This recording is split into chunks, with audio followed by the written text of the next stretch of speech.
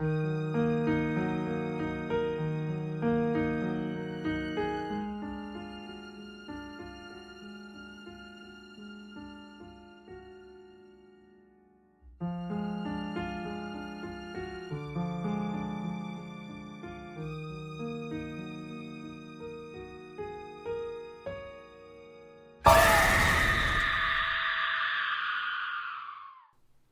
to Terror in Tandem, a podcast about finding entertainment in the macabre, hosted by the knowledgeable and lovable Laura and Richard Mathiasen.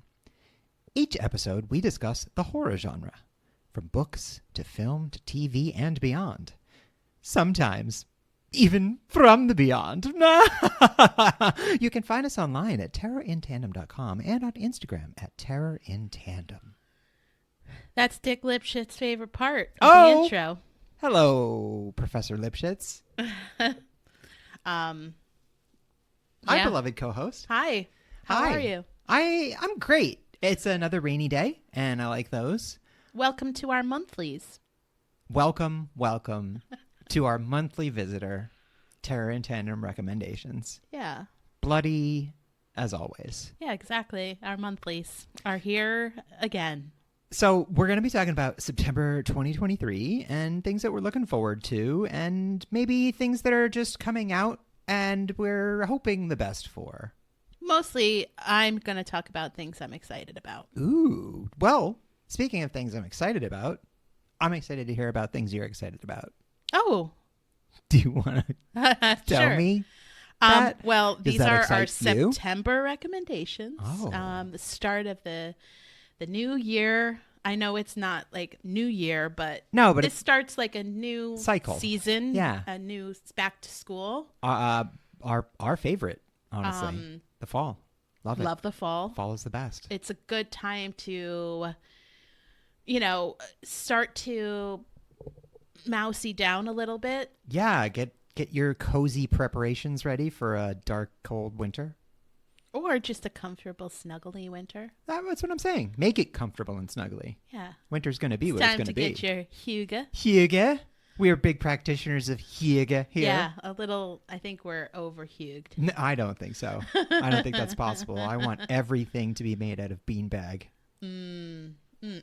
No. But I want everything to be made of floof. But that does bring me to a quick tangent on my future plans of Old Man Richard. If I'm lucky enough to achieve that status, I'm going to live in like basically a bouncy castle. I do not understand why old brittle people have like tile bathrooms. Everything in this is going to be just a bounceable surface for me. I'm not breaking my goddamn hip. The reason it's tiled is for all the liquid and material spillage and easy cleanup. Look, I'm not saying I'm putting shag carpet down. I understand that. But, there's got to be a compromise. Yeah, like vinyl. Or just rubber. Or I will just wake up every day and like put on extra padding all over. Yeah, I mean, I don't know why you're waiting for Old Man Richard. You just fell down the stairs a couple days ago. I did. Yeah. I've got the bruise to prove it. Hey, everyone out there. You may already know this, but you need to wear more than just socks on wooden stairs. When you're down an old rickety building. Doesn't matter if they're old or new. Actually, new ones are even more slippery. Yeah. Yeah. Just be careful out there, it's everyone. Public service from your crumpled friend, Richard. We want to keep you listening. I mean, even if you fall down the stairs and you're in traction, you can still listen, which is fine. It's an audio medium. Just watch those. Don't hurt yourself beyond ear tubes. Listening. I did go ass over tea kettles. It was painful and hilarious. Yeah, you're a creep. So, what are you looking forward to in September, co-host? The number one thing that I'm looking forward to, that I've been looking forward to. I have a guess. Is a book. I have a guess as what it is. Everyone, listen, you're going to be shocked about who the author of this book is. It's Stephen King. A new Stephen King book. Yes. Oh. He keeps writing because he's amazing. Not only that, he's still making good stuff. Oh, I know. It's not like, as so often happens when a really great creator kind of hits their peak and then keeps making bad shit for like another 30 years. Dario Argento. Sorry. Yeah, some people lose it. He hasn't, which is great. It's called Holly. And it comes out September 5th. Now, does this have anything to do with Holly Gibney? Yeah. So when I first started reading the Mr. Mercedes series, I really, really liked Holly. And I liked to see her appear in the next couple of books and in The Outsider. And Stephen King himself said, I could never let Holly Gibney go. She was supposed to be a walk-on character in Mr. Mercedes, and she just kind of stole the book and stole my heart.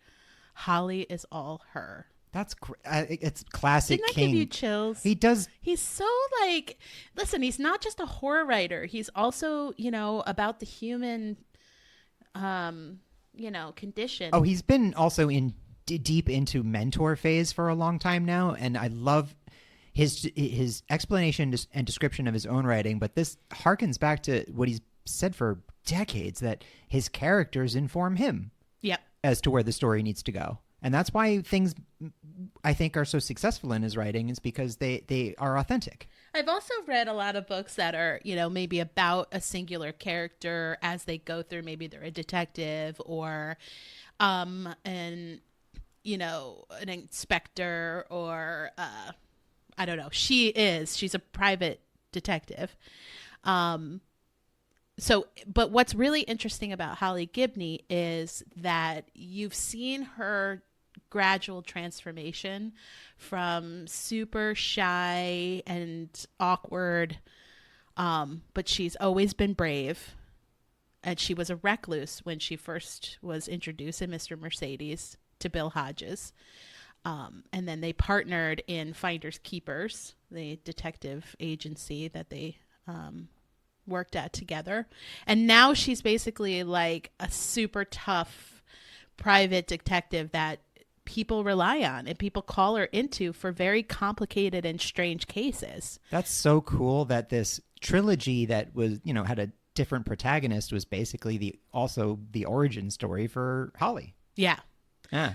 Sometimes for these recommendations, I find it just best to read the synopsis. So that's what I'm going to do for this one. Synopsize. When Penny Doll calls Finders Keepers, hoping for help locating her missing daughter, Holly is reluctant to accept the case, but her partner Pete has COVID.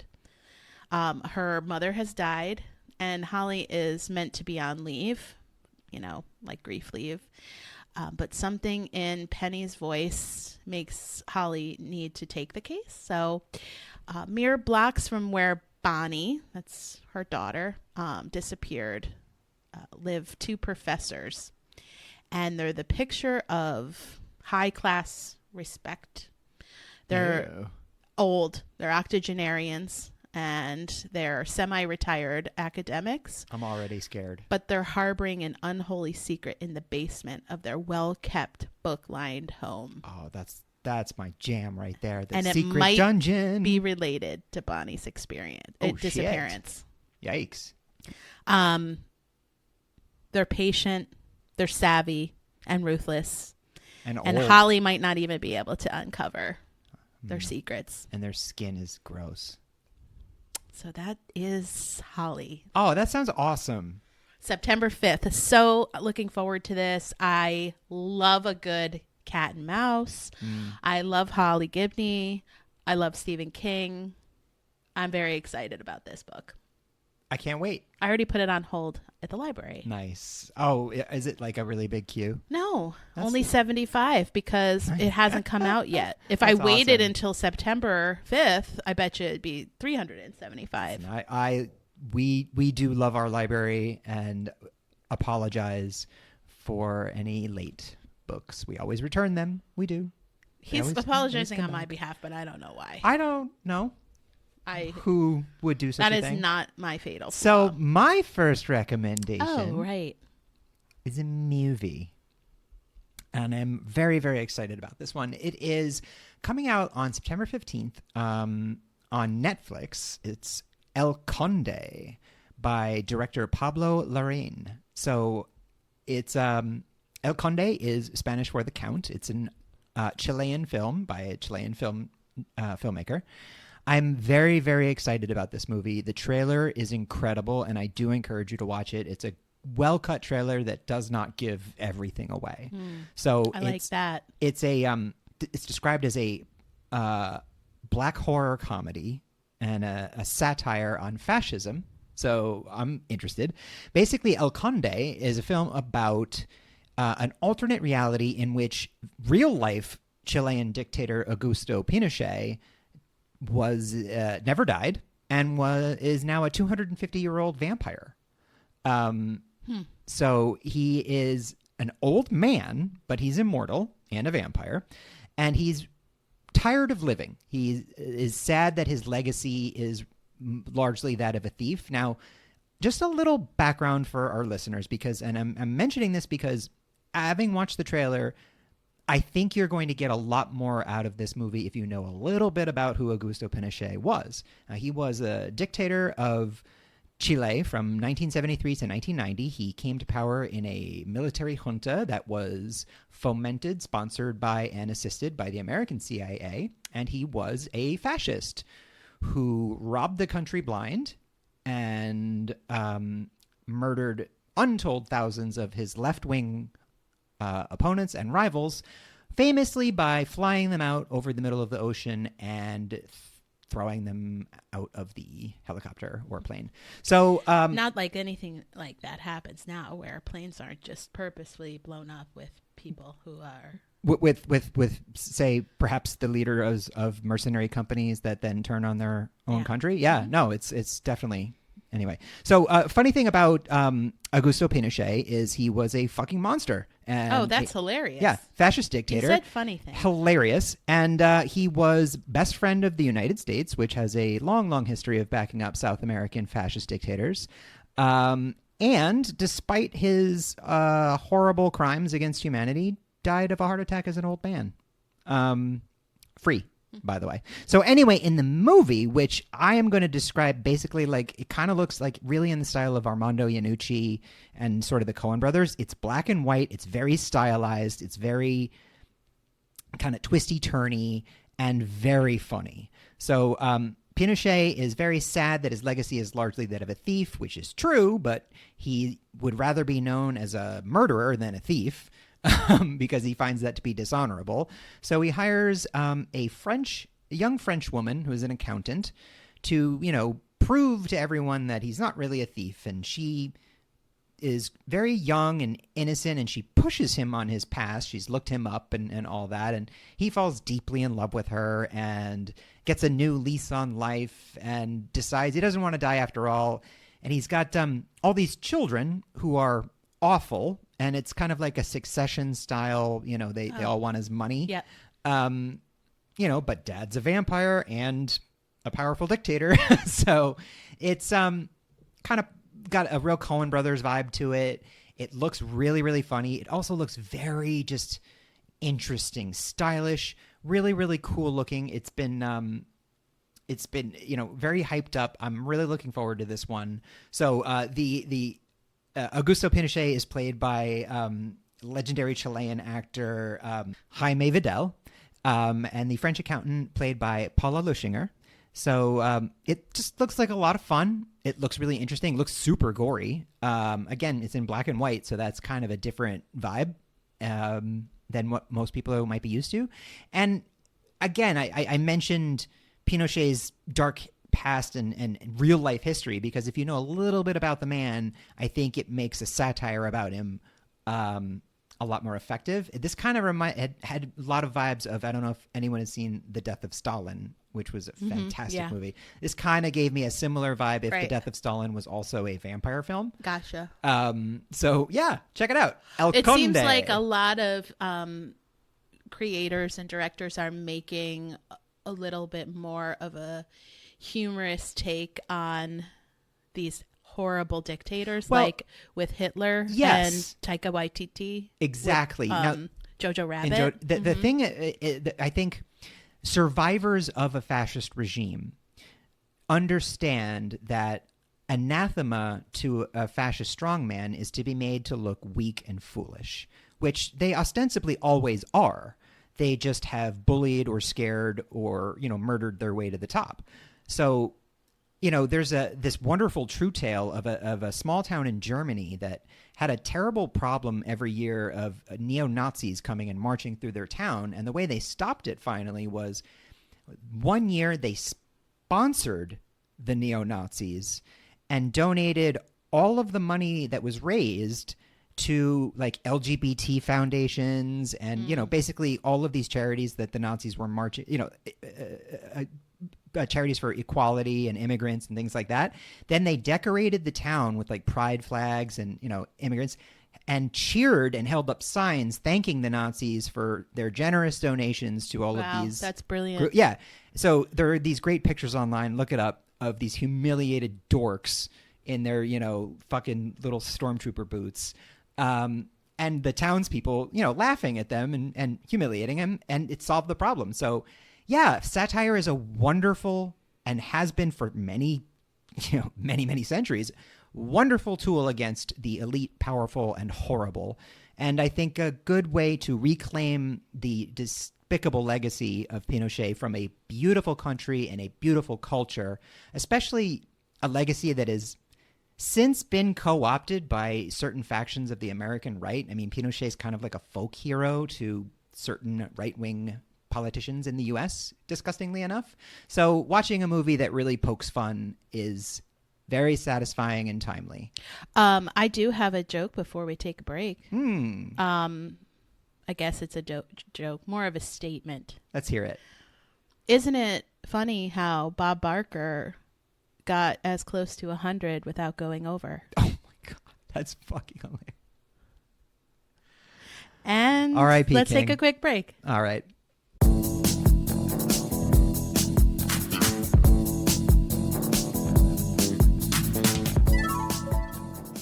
Getting away with literal murder takes skills, and baby, you've got them.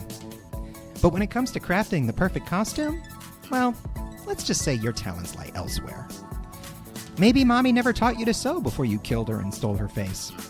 Maybe you have knives for hands or husky meat paws, perfect for bashing campers, but not so great at threading a needle. But that doesn't mean you don't deserve to look cool. So come on down to Tears of a Clown Makeup and Costume Emporium and treat yourself to the obscene makeover your parents always suspected was hiding just beneath the surface. At Tears of a Clown Makeup and Costume Emporium, we look past your tired flesh suit to bring out the real you.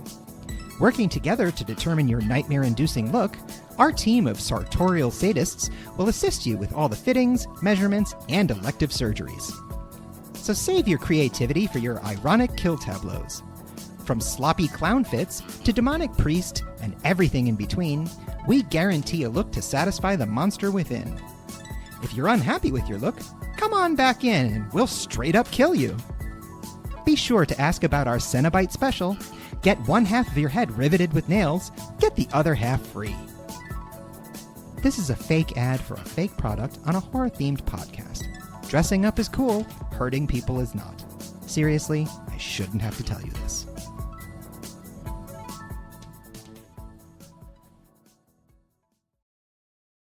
Welcome back, folks, and as always, remember to spay and neuter your pets. Yeah, exactly. My next recommendation is a movie, and it's coming out September 15th, A Haunting in Venice. Ooh. And it's the continuation of the Hercule Poirot detective from Agatha Christie's novels, Yes. played by Kenneth Branagh. And a magnificent mustache. Yes. I just want to tell you a little bit about the book. It's based on the book Halloween Party. And, of course, it's the detective fiction that Agatha Christie was so well known for. The detective is Belgian. And I think this is the third movie. It is. With this featured character. Agatha Christie has many novels, and she wrote most of her novels later in life by speaking into a dictaphone, including this novel. Fascinating. She used a dictaphone, and her secretary would then type up the manuscript and then Agatha Christie would then correct it by hand. That's really cool. Yeah. So I thought that was really interesting. And Can't stop, won't stop. This book was dedicated to writer P.G. Wodehouse. Oh, of Jeeves and Wooster fame. Yeah. Yeah. Wow. So just loosely, why I'm so interested in this is it's like a supernatural murder mystery. Love a murder mystery. It's directed and produced by Kenneth Branagh, and also stars him. And it is, like I said, the sequel to the other two detective Murder on the Orient Express and Death on the Nile. Yeah. And it stars a great ensemble cast. So this is sort of where the real excitement comes from. As did the other two. Yeah. With, one cannibalistic exception. Right. One cannibalized all the scenes. Yes. But this one stars Jamie Dornan, Hachi. Is that Jamie Dornan of the sex movies?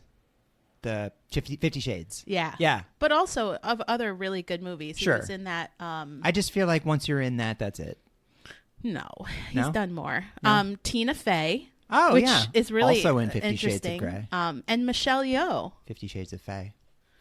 Yeah. Awesome Michelle Yeoh, of course. So you can watch the trailer now, but I do think it gives away a bit. I'll tell you the overall plot is that a mystery novelist, Adrienne Oliver, attends a Halloween party. A girl at the party claims to have witnessed a murder, and she was really too young to realize what was going on. She wasn't believed, and the girl is drowned in an apple bobbing bucket. And so Pierrot must solve two mysteries. Who killed the girl, and what murder did she witness? Is the other mystery... What the fuck even is bobbing for apples? Like, how did that... I bob for apples. I've done lot. it, but like, how is that... It's just one of those weird things that is done. But if you stop for a second and think about it, like, it's weird. Well, you definitely know it's from a long It's some medieval time shit. ago. Oh, yeah.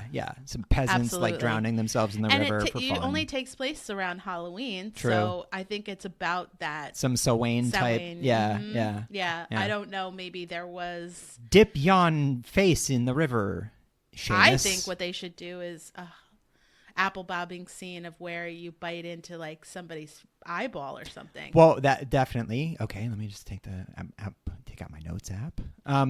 So this movie definitely has more of a supernatural vibe than the other Poirot films. It seems like a little ghost story-ish. Just honestly, the words Michelle followed by Yo is enough to get me to see a movie. Yeah. And Jamie Ding Dong Dornan. Yeah. See? Told you. Sorry. I mean, you can be in 100 more movies the rest of your life. Everyone's just going to remember that they saw your wiener. Did he take his wee-wee out in those movies? I don't know. I haven't seen them. I'm not going to lie. Have not seen them. You're a 40-plus-year-old man saying wee-wee. Yeah. All the way home. Understood. So, yeah, Haunting in Venice, September 15th. Awesome. Check it out or not. I don't give a shit. My next. Whoa. We actually do. We get lots and lots of money from the No, we studios. don't, which we will. So much money. Our local library, if you want to sponsor an episode, or Tubi. We're super big fans. You want to sponsor? Speaking of Tubi, just a quick aside. We mentioned Michelle Yeoh. Tubi has a nice selection of some of her earliest films. Yes, Madam is on there, and some of the other In the Line of Duty movies. So check those out. Early, like mid-'80s Michelle Yeoh. This isn't a Michelle Yeoh podcast. It could be. Anyway, so my next recommendation is, I'm really looking forward to this one. It's been making waves all across festivals for like a year now. It's finally being released. It's coming out September 14th, so we've got a busy weekend that weekend. And it is the anthology film Satanic Hispanics, and a goddamn kudos for an amazing title. So this is as you might have guessed, a horror anthology with a Latin American theme. So it includes directors Mike Mendez, Alejandro Brugués, who directed the excellent Cuban horror comedy Juan of the Dead, Gigi Saul Guerrero, who did Into the Dark Culture Shock. I don't know if you remember that Hulu series.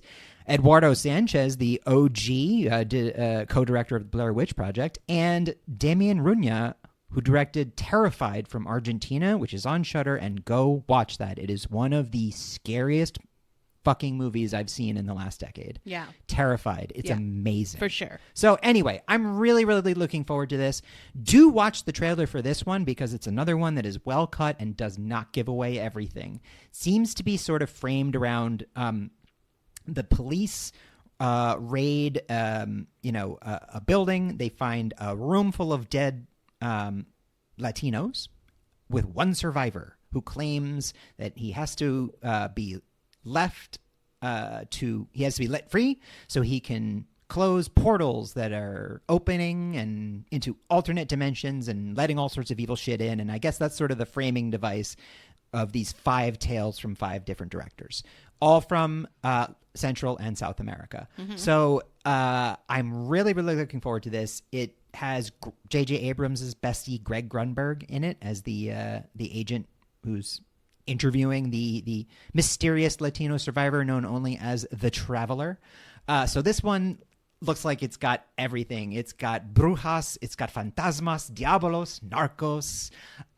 It's really bloody and violent looking. And again, these directors have been putting out not only some of the best content from that part of the world in the last few years, but some very diverse content, some really funny horror comedies, some very straight and terrifying suspenseful films, and some real gory splatterfest. So this looks like an anthology that's got something for every kind of horror fan in it. Anthologies by nature are usually a mixed bag, but this could possibly be one of the rare few that is solid all the way through.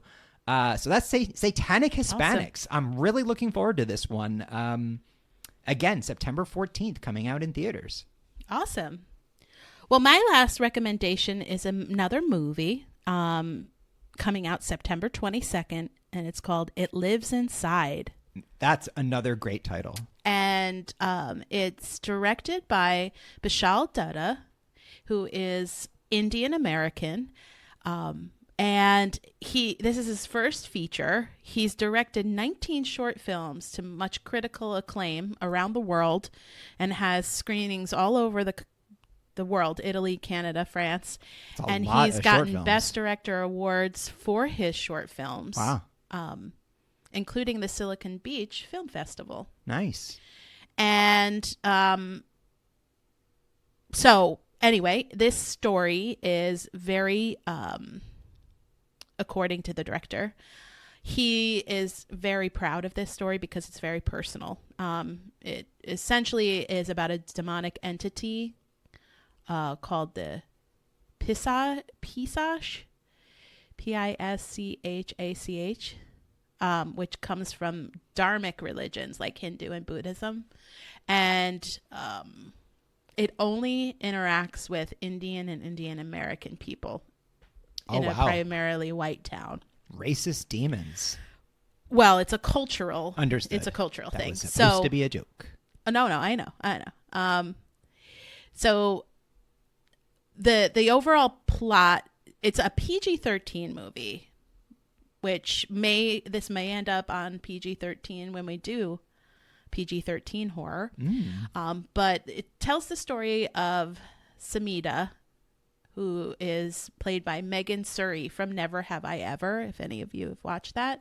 She prefers to go by Sam, and she struggles with her cultural identity. And this strains her relationship with her childhood best friend, Tamira, who begins exhibiting strange behavior, including walking around tapping a jar. And they have a falling out, and Sam releases a demonic entity that grows stronger by feeding on people's loneliness. I'm sorry, did you not have a jar tapping phase? Oh, I always do. I still do. Yeah. Oh, there it is. That's production value. And then Sam has to face her cultural demons. Like, essentially, that's what it comes down to. And I think it looks really interesting and unique. It has a Get Out. It has like an aura of Get Out. I think it has like a very Get Out vibe. This one was actually on my list until I learned a bit more about it and knew absolutely with a certainty that you were going to. Well, I love these type of stories. Absolutely, it's a coming of age. It's a story about conflicting identities. Yep. It's a like a folk tale. It's a first generation, mixed American tale about feeling the pull between two different cultures and not feeling really part of one or the other fully. And also, it's demonic possession that isn't a young and an old Catholic priest, and we do love to get different tales of demonic possession. It looks like a lot of things in one movie, but it kind of could work. And Betty Gabriel is also starring in this film from Get Out, and you'll probably remember her. Nice. So there's another connection. Yeah. Hopefully you'll remember her. She played Rose, the maid. Oh my God, she was like incredible, amazing when she gave that monologue and tears are yeah. She has one of the most chilling scenes in that movie. I love that. She's got like a really unique look. Oh, fantastic. So she's also in it. I just think it's going to be different and unique and something we haven't seen before. As opposed to, what I just recommended, which is like a continuation of the Agatha Christie story. I think it's really important that we have stories from other cultures. And as we've done our international episode, I feel like we could do an India episode. I would love to. Of course. Yeah. I love that. I am also looking forward to this movie. I think it's the potential to tell the expression every story has already been told. Well, sure, but new stories are permutations of older stories, and I am interested to see a demonic possession tale from a point of view of a young Southeast Asian teenage girl, which is not a perspective that I have. South Asian, and we haven't really. I at least haven't really experienced mainstream Indian American. Let's check horror. It out. Yeah. Only Indian American comedy and like drama. I think most Westerners, their introduction to South Asian culture is through people like Mindy Kaling, so you get like the comedic side of it. And yeah, I want the horror stuff. Yeah, I'm excited for it. Now my mind is spinning about a India episode. Yeah. Yeah, there's some we've really got good, lots of time. Really good ghost and possession movies that we could go. Oh, it's awesome. So my last one is, look, it's tentative. Okay, I wish for the best, but I'm not quite convinced. But I'm gonna give it a shot. This is coming out right at the beginning of September 1st in theaters and on video on demand. All it's only fun in a and few days from now. That's right. It is all fun and games. Coming to you from Agbo, the Russo brothers studio. It has a pretty mixed track record, in my opinion, but they did bring the very excellent movie Relic, came out a few years ago. Also, the very, very bad Gray Man. Had Chris Evans with a mustache. Oh, I thought you meant like the one with the gray, which I was like, that was pretty good. Yeah. The Joe Carnahan movie. So this movie is starring Asa Butterfield, and Stranger Things' Natalia Dyer. It's basically about a kiddo played by a young actor who you might recognize from Haunting of Bly Manor. He finds a haunted knife in the spookiest town in America. That's right, Salem, Massachusetts. Oh, spooky. So he finds a knife that has a saying on it, and for some reason that's not quite clear to me, he says it, which curses him, and then because he's a kid. That's why. Then he has to make his sister Natalia Dyer, and her friends sit down to play a game and say this phrase, which is "I will play, I won't quit." And from the trailer, it looks like Asa Butterfield is the first one to play and gets possessed. And this seems to be a movie that hinges around being afraid of Asa Butterfield, which is a bit of an ask. Well, he does end up having the crucifix on Yeah, his head, which makes it a little he carves easier. like an upside down cross in his head, sure. And he lowers his voice, and he's got like a little patchy, like kind of little almost beard that you see like a 19-year-old grow. So that's great. Listen, I'm just going to say I hope it works. I never want to root against a movie. Annabeth Gish is in it, too. I know, and Keith David. So that's Oh, cool. nice. Anyway, all fun and games. Looks like it's coming out. And that's it. You got to do a little more. That's all I got. End this episode this way with such.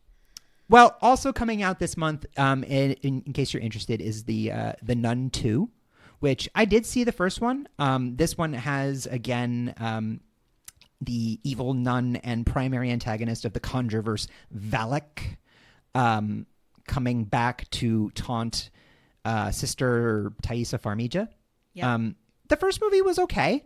It was, in terms of, it's not as good as like The Conjuring, the mainline movies, but it's like perfectly serviceable. And The Nun 2 looks like a bit more of the same. So honestly, from that one, I'm expecting a movie that is jump scares mostly. Jump scares. It's got some good formulaic horror. Yeah. Sequels that are pretty predictable, but reliable. Then you'll like it for sure. I will probably end up watching it. It looks enjoyable enough, but also the kind of movie that 10 minutes after it's over, you're probably already forgetting most of the details about it. Yeah. Anyway, those are our September recommendations. Once again, El Conde and Satanic Hispanics are two really big ones from me that I'm really, really, really looking forward to. They just happen to both be from Central and South America, but that's just how it works out. And Holly is the big one for me, really. And I'm just going to wait out 74 people till I could get my copy from the library. Well, as you get out your corn husks and put away your folding chairs, we hope that you find some time to either read or watch some of our recommendations, as always. Oh, these aren't recommendations. They're all mandatory. We are checking up. As always, enjoy all horror. Yeah. And all the time. Happy ending of the summer and beginning of the best season of the year, the fall. I'm really looking forward to the changing of the seasons and for things to cool down a little bit, hopefully. It is soupy. Hachi. Yeah. All right, everyone. Bye, Stay everybody. well.